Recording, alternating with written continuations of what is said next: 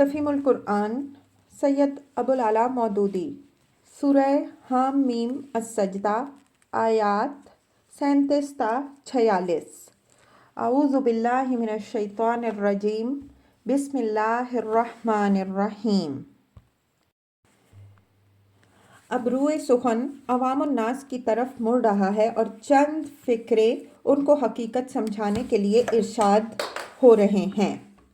وَمِنْ آیَاتِهِ اللَّيْلُ وَالنَّهَارُ وَالشَّمْسُ وَالْقَمَرُ، اللہ کی نشانیوں میں سے ہیں یہ رات اور دن، یہ سورج اور چاند۔ تفسیر، یعنی یہ اللہ کے مظاہر نہیں ہیں کہ تم یہ سمجھتے ہوئے ان کی عبادت کرنے لگو کہ اللہ ان کی شکل میں خود اپنے آپ کو ظاہر کر رہا ہے، بلکہ یہ اللہ کی نشانیاں ہیں جن پر غور کرنے سے تم کائنات کی اور اس کے نظام کی حقیقت سمجھ سکتے ہو اور یہ جان سکتے ہو کہ انبیاء علیہم السلام جس توحید خداوندی کی تعلیم دے رہے ہیں وہی امر واقعی ہے۔ سورج اور چاند سے پہلے دن اور رات کا ذکر اس امر پر متنبع کرنے کے لیے کیا گیا ہے کہ رات کو سورج کا چھپنا اور چاند کا نکل آنا اور دن کو چاند کا چھپنا اور سورج کا نمودار ہو جانا صاف طور پر یہ دلالت کر رہا ہے کہ ان دونوں میں سے کوئی بھی خدا یا خدا کا مظہر نہیں ہے، بلکہ دونوں ہی مجبور و لاچار بندے ہیں جو خدا کے قانون میں بندھے ہوئے گردش کر رہے ہیں۔ لا تسجدوا للشمس ولا للقمر واسجدوا للہ الذی خلقہن، سورج اور چاند کو سجدہ نہ کرو بلکہ اس خدا کو سجدہ کرو جس نے انہیں پیدا کیا ہے۔ ان کنتم ایاہ تعبدون، اگر فی الواقع تم اسی کی عبادت کرنے والے ہو۔ تفسیر، یہ جواب ہے اس فلسفے کا جو شرک کو معقول ثابت کرنے کے لیے کچھ زیادہ ذہین قسم کے مشرکین عموماً بھگارا کرتے ہیں۔ وہ کہتے ہیں کہ ہم ان چیزوں کو سجدہ نہیں کرتے بلکہ ان کے واسطے سے اللہ ہی کو سجدہ کرتے ہیں۔ اس کا جواب یہ دیا گیا ہے کہ اگر تم واقعی اللہ ہی کے عبادت گزار ہو تو ان واسطوں کی کیا ضرورت ہے؟ براہ راست خود اسی کو سجدہ کیوں نہیں کرتے؟ فَإِنِ اسْتَكْبَرُوا، لیکن اگر یہ لوگ غرور میں آ کر اپنی بات پر اڑے رہیں۔ تفسیر، غرور میں آ کر سے مراد یہ ہے کہ اگر یہ تمہاری بات مان لینے میں اپنی ذلت سمجھ کر اسی جہالت پر اصرار کیے چلے جائیں جس میں یہ مبتلا ہیں۔ فَالَّذِينَ عِندَ رَبِّكَ يُسَبِّحُونَ لَهُ بِاللَّيْلِ وَالنَّهَارِ وَهُمْ لَا يَسْأَمُونَ، تو پرواہ نہیں جو فرشتے تیرے رب کے مقرب ہیں وہ شب و روز اس کی تسبیح کر رہے ہیں اور وہ کبھی تھکتے نہیں ہیں۔ تفسیر، مطلب یہ ہے کہ پوری کائنات کا نظام جو ان فرشتوں کے ذریعے سے چل رہا ہے اللہ کی توحید اور اسی کی بندگی میں رواں دواں ہے، اور اس نظام کے منتظم فرشتے ہر آن یہ شہادت دے رہے ہیں کہ ان کا رب اس سے پاک اور منزہ ہے کہ کوئی خداوندی اور معبودیت میں اس کا شریک ہو۔ اب اگر چند احمق سمجھانے پر نہیں مانتے اور ساری کائنات جس راستے پر چل رہی ہے اس سے منہ موڑ کر شرک ہی کی راہ چلنے پر اصرار کیے چلے جاتے ہیں تو پڑا رہنے دو ان کو اپنی حماقت میں۔ اس مقام کے متعلق یہ امر تو متفق علیہ ہے کہ یہاں سجدہ لازم آتا ہے، مگر اس امر میں فقہا کے درمیان اختلاف ہو گیا کہ اوپر کی دو آیتوں میں سے کس پر سجدہ کرنا ہے۔ حضرت علی رضی اللہ عنہ اور حضرت عبداللہ بن مسعود رضی اللہ عنہم ان کنتم ایاہ تعبدون پر سجدہ کرتے تھے۔ اس قول کو امام مالک رحمہ اللہ نے اختیار کیا اور ایک قول امام شافعی رحمہ اللہ سے بھی اسی کی تائید میں منقول ہے، لیکن حضرات ابن عباس رضی اللہ عنہ، ابن عمر رضی اللہ عنہ، سعید بن مسیب رحمہ اللہ، مسروق رحمہ اللہ، قتادہ رحمہ اللہ، حسن بصری رحمہ اللہ، عبد الرحمن السلمی رحمہ اللہ، ابن سیرین رحمہ اللہ، ابراہیم نخعی رحمہ اللہ اور متعدد دوسرے اکابر وہم لا یسأمون پر سجدہ کے قائل ہیں۔ یہی امام ابو حنیفہ رحمہ اللہ کا قول بھی ہے اور شافعیوں کے ہاں بھی مرجح قول یہی ہے۔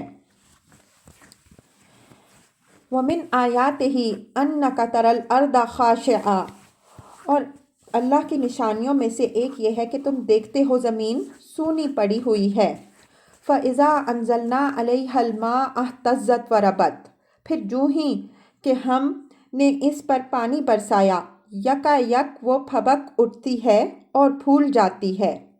ان الذی احیاھا لمحیی الموتیٰ، یقیناً جو خدا اس مری ہوئی زمین کو جلا اٹھاتا ہے وہ مردوں کو بھی زندگی بخشنے والا ہے۔ تفسیر۔ تشریح کے لیے ملاحظہ ہو، تفہیم القرآن جلد دوم سورہ نحل حاشیہ 53، جلد سوم سورہ حج حواشی 8 تا 9، سورہ روم حاشیہ 28، جلد چہارم سورہ فاطر حاشیہ 19۔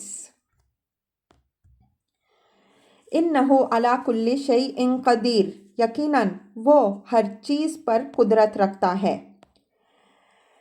ان الذین یلحدون فی آیاتنا، جو لوگ ہماری آیات کو الٹے معنی پہناتے ہیں۔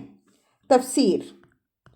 عوام الناس کو چند فقروں میں یہ سمجھانے کے بعد کہ محمد صلی اللہ علیہ وسلم جس توحید اور آخرت کے عقیدے کی طرف دعوت دے رہے ہیں وہی معقول ہے اور آثار کائنات اسی کے حق ہونے کی شہادت دے رہے ہیں، اب روئے سخن پھر ان مخالفین کی طرف مڑتا ہے جو پوری ہٹ دھرمی کے ساتھ مخالفت پر تلے ہوئے تھے۔ اصل میں الفاظ ہیں یلحدون فی آیاتنا، ہماری آیات میں الحاد کرتے ہیں۔ الحاد کے معنی ہے انحراف، سیدھی راہ سے ٹیڑھی راہ کی طرف مڑ جانا، کج روی اختیار کرنا۔ اللہ کی آیات میں الحاد کا مطلب یہ ہے کہ آدمی سیدھی بات میں ٹیڑھ نکالنے کی کوشش کرے، آیات الہی کا ایک صحیح اور صاف مطلب تو نہ لے، باقی ہر طرح کے غلط معنی ان کو پہنا کر خود بھی گمراہ ہو اور دوسروں کو بھی گمراہ کرتا رہے۔ کفار مکہ قرآن مجید کی دعوت کو زق دینے کے لیے جو چالیں چل رہے تھے ان میں سے ایک یہ بھی تھی کہ قرآن کی آیات کو سن کر جاتے اور پھر کسی آیت کو سیاق و سباق سے کاٹ کر، کسی آیت میں لفظی تحریف کر کے، کسی فقرے یا لفظ کو غلط معنی پہنا کر طرح طرح کے اعتراضات جڑتے اور لوگوں کو بہکاتے پھرتے تھے کہ لو سنو آج ان نبی صاحب نے کیا کہہ دیا ہے۔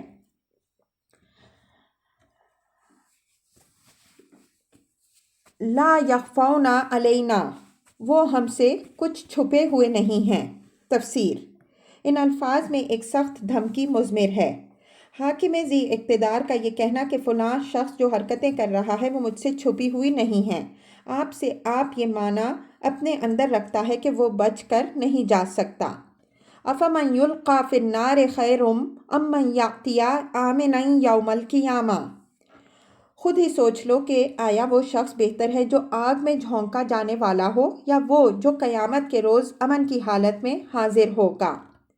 اعملوا ما شئتم، تو کرتے رہو جو کچھ تم چاہو، انہ بما تعملون بصیر، تمہاری ساری حرکتوں کو اللہ دیکھ رہا ہے۔ ان الذین کفروا بالذکر لما جاءہم، یہ وہ لوگ ہیں جن کے سامنے کلام نصیحت آیا تو انہوں نے اسے ماننے سے انکار کر دیا۔ وَإِنَّهُ لَكِتَابٌ عَزِیزٌ، مگر حقیقت یہ ہے کہ یہ ایک زبردست کتاب ہے۔ تفسیر۔ یعنی اٹل ہے، اس کو ان چالوں سے شکست نہیں دی جا سکتی جو باطل پرست لوگ اس کے خلاف چل رہے ہیں۔ اس میں صداقت کا زور ہے، علم حق کا زور ہے، دلیل و حجت کا زور ہے، زبان اور بیان کا زور ہے، بھیجنے والے خدا کی خدائی کا زور ہے اور پیش کرنے والے رسول کی شخصیت کا زور ہے۔ جھوٹ اور کھوکھلے پروپیگنڈے کے ہتھیاروں سے کوئی اسے زق دینا چاہے تو کیسے دے سکتا ہے۔ لا یأتیہ الباطل من بین یدیہ ومن خلفہ، باطل نہ سامنے سے اس پر آ سکتا ہے اور نہ پیچھے سے۔ تفسیر۔ سامنے سے نہ آ سکنے کا مطلب یہ ہے کہ قرآن پر براہ راست حملہ کر کے اگر کوئی شخص اس کی کسی بات کو غلط اور کسی تعلیم کو باطل اور فاسد ثابت کرنا چاہے تو اس میں کامیاب نہیں ہو سکتا۔ پیچھے سے نہ آ سکنے کا مطلب یہ ہے کہ کبھی کوئی حقیقت و صداقت ایسی منکشف نہیں ہو سکتی جو قرآن کے پیش کردہ حقائق کے خلاف ہو۔ کوئی علم ایسا نہیں آ سکتا جو فی الواقع علم ہو اور قرآن کے بیان کرتا علم کی تردید کرتا ہو۔ کوئی تجربہ اور مشاہدہ ایسا نہیں ہو سکتا جو یہ ثابت کر دے کہ قرآن نے عقائد، اخلاق، قانون، تہذیب اور تمدن، معیشت و معاشرت اور سیاست مدن کے باب میں انسان کو جو رہنمائی دی ہے وہ غلط ہے۔ اس کتاب نے جس چیز کو حق کہہ دیا ہے وہ کبھی باطل ثابت نہیں ہو سکتی، اور جسے باطل کہہ دیا ہے وہ کبھی حق ثابت نہیں ہو سکتی۔ مزید برآں اس کا مطلب یہ بھی ہے کہ باطل خواہ سامنے سے آ کر حملہ آور ہو یا ہیر پھیر کے راستوں سے چھاپے مارے، بہرحال کسی طرح بھی وہ اس دعوت کو شکست نہیں دے سکتا جسے لے کر قرآن آیا ہے۔ تمام مخالفتوں اور مخالفین کی ساری خفیہ اور اعلانیہ چالوں کے الرغم یہ دعوت پھیل کر رہے گی اور کوئی اسے زک نہیں دے سکے گا۔ تنزیل من حکیم حمید، یہ ایک حکیم و حمید کی نازل کردہ چیز ہے۔ ما یقال لک الا ما قد قیل للرسل من قبلک، اے نبی صلی اللہ علیہ وسلم، تم سے جو کچھ کہا جا رہا ہے اس میں کوئی ایسی چیز نہیں ہے جو تم سے پہلے گزرے ہوئے رسولوں سے نہ کہی جا چکی ہو۔ ان ربک لذو مغفرۃ وذو عقاب علیم، بے شک تمہارا رب بڑا درگزر کرنے والا ہے اور اس کے ساتھ بڑی دردناک سزا دینے والا ہے۔ تفسیر، یعنی یہ اس کا حلم اور عفو درگزر ہی ہے کہ اس کے رسولوں کو جھٹلایا گیا، گالیاں دی گئیں، اذیتیں پہنچائی گئیں، اور پھر بھی وہ سالہ سال تک مخالفین کو مہلت دیتا چلا گیا۔